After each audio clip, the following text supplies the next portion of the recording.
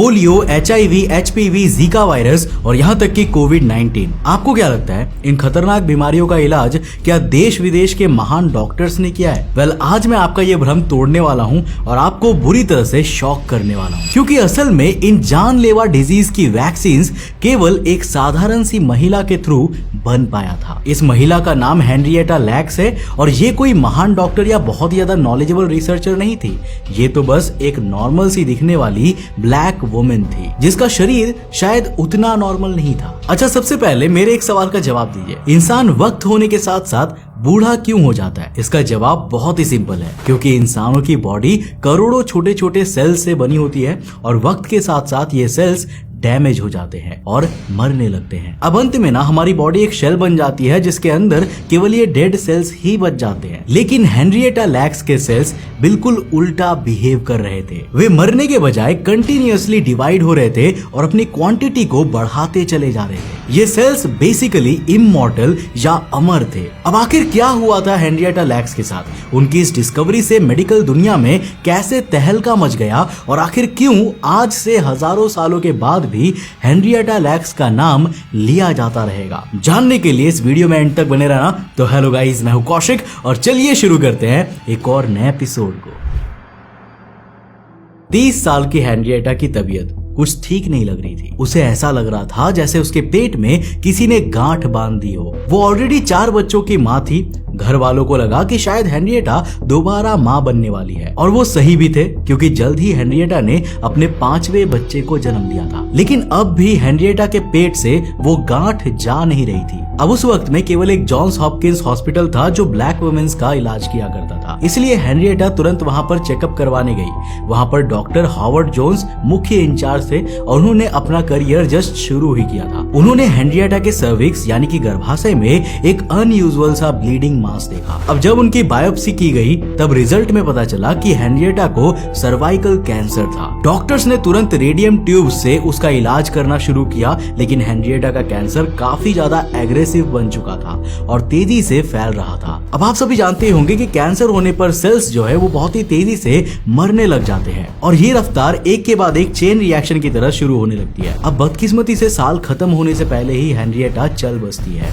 वो केवल 31 साल की थी। लेकिन हेनरिएटा को नहीं पता था कि ट्रीटमेंट के दौरान उनके सर्विक्स से 2 टिश्यू सैंपल्स कलेक्ट किए गए थे, एक हेल्दी सेल्स का और एक कैंसरस सेल्स का। अब इन सैंपल्स को जॉन हॉकिंस के एक सेल बायोलॉजिस्ट को जांच के लिए भेजा गया और उसके बाद जो हुआ ना, उसने साइंस को पूरी तरह से बदल दिया। उस वक्त जॉन हॉपकिंस हॉस्पिटल में डॉक्टर जॉर्ज ऑटो ग्रे अपनी रिसर्च किया करते थे। डॉक्टर ग्रे सालों से लेबोरेटरी में ही ह्यूमन सेल्स को ग्रो करने की कोशिश कर रहे थे, लेकिन हर बार उनको फेलियर ही हासिल हो रही थी। अब ये नॉर्मल साइंस है कि हम सब एक सिंगल सेल से डिवाइड होकर ही एक मल्टी सेल्यूलर ऑर्गेनिज्म में बदले हैं। आप और मैं भी कभी एक सिंगल सेल जितने ही बड़े थे, जो सेल डिवाइड होते होते करोड़ों सेल्स में बदल गया। अब प्रॉब्लम यह है कि परफेक्ट कंडीशंस में भी लेबोरेटरी में सेल्स 40 to 60 साइकिल्स के बाद डिवाइड होना बंद हो जाते थे और मर जाते थे। डॉक्टर्स को हर बार एक नया टिश्यू का सैंपल लेकर उस पे एक्सपेरिमेंट करना पड़ता था, जो काफी ज्यादा टाइम लेने वाला टास्क था। अब डॉक्टर ग्रे चाहे कितनी ही केयरफुल तरीके से सेल्स को ग्रो करने की कोशिश कर ले, लेकिन एक पॉइंट के बाद उनका ग्रोथ रुक ही जाता था। लेकिन जब उन्होंने हेनरिएटा के कैंसर सेल्स के साथ एक्सपेरिमेंट किया तब रिजल्ट उल्टा ही आने लगा। मरने के बजाय लैब सेटिंग्स में हेनरिएटा के सेल्स तेजी से डिवाइड कर रहे थे। एक तरह से देखा जाए तो वो इमॉर्टल थे। ये डिस्कवरी बेहद ही ग्राउंड ब्रेकिंग थी। एक इमॉर्टल सेल लाइन की खोज कर ली गई थी जो डिवाइड होता ही जा रहा था। रिसर्चर्स के हाथों में basically unlimited supply of human tissues मिल गए थे, जो यूनिफॉर्म थे और आसानी से रिप्रोड्यूस किए जा सकते थे। अब वैज्ञानिकों को कोई जरूरत नहीं थी पेशेंट से फ्रेश टिश्यू सैंपल्स कलेक्ट करने की। हेनरिएटा के सेल्स को लैब में ग्रो किया जा सकता था और रिसर्च के लिए इस्तेमाल किया जा सकता था। हेनरिएटा लैक्स के सेल्स को बाद में हेला सेल्स का नाम दिया गया, जो उसके फर्स्ट नेम और सरनेम के पहले 2 लेटर से मिलकर बना था। बायोलॉजिकल साइंस की दुनिया में ये गेम चेंजर था। रिसर्चर्स अब वैक्सीन को टेस्ट कर सकते थे, डिजीज को स्टडी कर सकते थे और नए ट्रीटमेंट मेथड्स पर भी एक्सपेरिमेंट कर सकते सकते थे, और वो भी बिना लिविंग पेशेंट्स का इस्तेमाल किए, जो कि एक तरह से एथिकली भी गलत था। उस वक्त में वैज्ञानिक ठीक तरीके से समझ नहीं पा रहे थे कि आखिर हेनरिएटा के सेल्स इस तरह से क्यों रिएक्ट कर रहे हैं। लेकिन साल 1960s तक वैज्ञानिकों ने डिस्कवर कर लिया कि कैंसर सेल्स में ये काफी ज्यादा कॉमन है। वो बॉडी में तेजी से ग्रो करने लगती है और बॉडी को कमजोर कर देती है। लेकिन फिर भी किसी ने ऐसा कहीं नहीं सुना था कि ह्यूमन बॉडी से बाहर वो लेबोरेटरी में भी इतनी अच्छी तरीके से जिंदा रह सकते हैं। हेला सेल्स की मदद से मेडिकल हिस्ट्री में कुछ मेजर ब्रेक थ्रूज किए गए। साल 1953 में वैज्ञानिकों ने डिस्कवर किया कि हेला सेल्स को पोलियो की बीमारी से इन्फेक्ट किया जा सकता है, जो उस वक्त की सबसे खतरनाक बीमारी मानी जाती थी, स्पेशली बच्चों के लिए। अब हिस्ट्री में पहली बार वैज्ञानिक लार्ज स्केल पर पोलियो के बारे में स्टडी कर सकते थे, क्योंकि हेला सेल्स पूरी दुनिया की लेबोरेटरी में पहुंच गए थे। हेला सेल्स की वजह से ही पोलियो की वैक्सीन की डिस्कवरी हो पाई और करोड़ों लोगों की जानें बच पाई थी। लेकिन पोलियो तो बस शुरुआत था। हेला सेल्स की मदद से रेडिएशन का ह्यूमन टिश्यूज पर क्या असर पड़ता है, इसकी स्टडी की गई, ताकि इंसानों पर कौन से तरह का रेडिएशन खतरनाक होता है ये पता लगाया जा सके। और सिर्फ इतना ही नहीं, बल्कि हेला सेल्स को रॉकेट्स में डालकर स्पेस में भी भेजा गया, ताकि स्टडी किया जा सके कि स्पेस ट्रैवल का ह्यूमन बॉडी पर क्या असर पड़ता है। एक तरह से देखा जाए तो हेनरिएटा लैक्स वो पहली इंसान थी जो स्पेस में गई थी। हेला सेल्स की मदद से इन वाइट्रो फर्टिलाइजेशन यानी कि IVF का भी डेवलपमेंट हो पाया, जिससे करोड़ों कपल्स आज बच्चे का सुख ले सकते हैं। HIV, HPV, Zika, herpes, measles, mumps, कोविड-19 हर चीज में हेला सेल्स ने अपना क्रूशल कंट्रीब्यूशन दिया हुआ है। हेनरिएटा के सेल्स वो पहले सेल्स थे जिसे क्लोन करके मास प्रोड्यूस किया जा रहा था, और दुनिया भर में उसकी मदद से रिसर्च की जा रही थी। हेला सेल्स की मदद से 11,000 से भी ज्यादा पेशेंट्स, 1 लाख से भी ज्यादा साइंटिफिक पेपर्स और कम से कम 5 नोबेल प्राइजेस वैज्ञानिक जीत पाए हैं। माना जाता है कि अब तक दुनिया भर में 20 टन से भी ज्यादा हेला सेल्स को लैब में ग्रो किया जा चुका है, और आज 70 साल बाद भी उन्हें सक्सेसफुली रिप्रोड्यूस किया जा रहा है। और मुझे यकीन है कि आज से हजारों साल बाद भी उसका इस्तेमाल होता ही रहेगा। लेकिन इस स्टोरी का सिर्फ ये पॉजिटिव साइड ही नहीं है,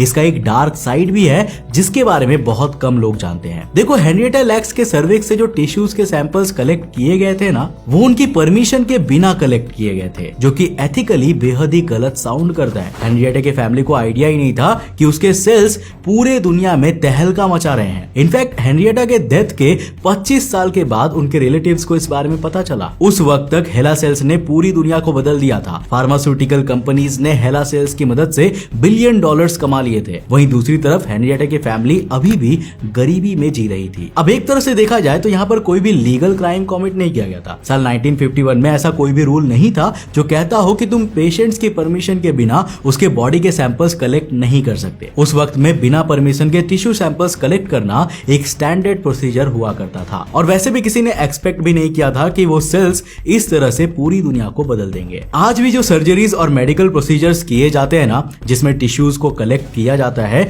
वो बिना पेशेंट से पूछे किया जाता है, ताकि रिसर्च करने में एक और स्टेप ना आए। अगर उन टिश्यूज की मदद से कोई पैसे भी कमाता है तो लीगली पेशेंट का उस पैसे पर कोई भी हक नहीं होता। पहली नजर में ये काफी ज्यादा अनफेयर लगता है। आफ्टर ऑल किसी के सेल्स और टिश्यूज उनकी खुद की प्रॉपर्टी है, तो एक तरह से उन पे कंट्रोल भी उन्हीं का बनता है, राइट?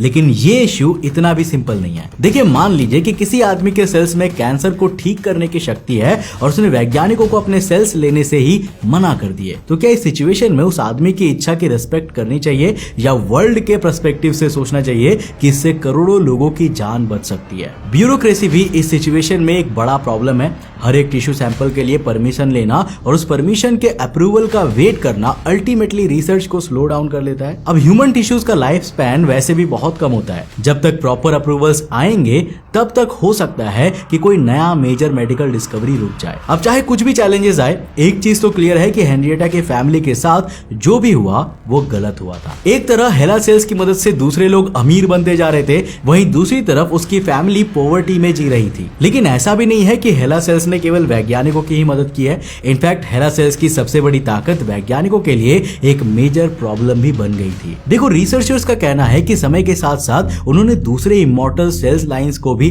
कलेक्ट किया था, लेकिन हेला सेल्स ने उन्हें बुरी तरह से कंटामिनेट कर दिया। हेला सेल्स इतनी तेजी से ग्रो करती है और इतनी ज्यादा डोमिनेंट होती है कि दूसरे इमॉर्टल सेल्स उसके सामने टिक ही नहीं पाते। इस वजह से बहुत सारे रिसर्चर्स को इनवैलिडेट कर दिया गया क्योंकि उनके रिजल्ट रिलायबल नहीं माने जा सकते थे। आप सोच कर ही देखिए कि हेला सेल्स कितने ज्यादा इनक्रेडिबल थे। वो इतने ज्यादा स्ट्रॉन्ग है कि दूसरे कोई भी सेल लाइन उसके सामने टिक नहीं सकते हैं। आज के समय में वैज्ञानिक बहुत ही केयरफुल तरीके से हेला सेल्स के साथ रिसर्च करते हैं। हमें ये नहीं बोलना चाहिए कि हेला सेल्स सिर्फ एक ऑब्जेक्ट नहीं है जिसका केवल फायदे के लिए ही इस्तेमाल किया जाना चाहिए। इन सेल्स के पीछे एक वुमेन थी जो बहुत ही ज्यादा केयरिंग और फन लविंग मदर थी। बदकिस्मती से हेनरिएटा जिंदा रहते रहते ये कभी नहीं जान पाई कि वो इस दुनिया की सबसे इन्फ्लुएंशियल फिगर बन गई है। उसके हेला सेल्स ने काउंटलेस लाइफ्स बचाए हैं और वैज्ञानिकों के फ्यूचर को नई उड़ान दी है। वैसे दोस्तों, क्या आपको कभी इन हेला सेल्स के बारे में पता था?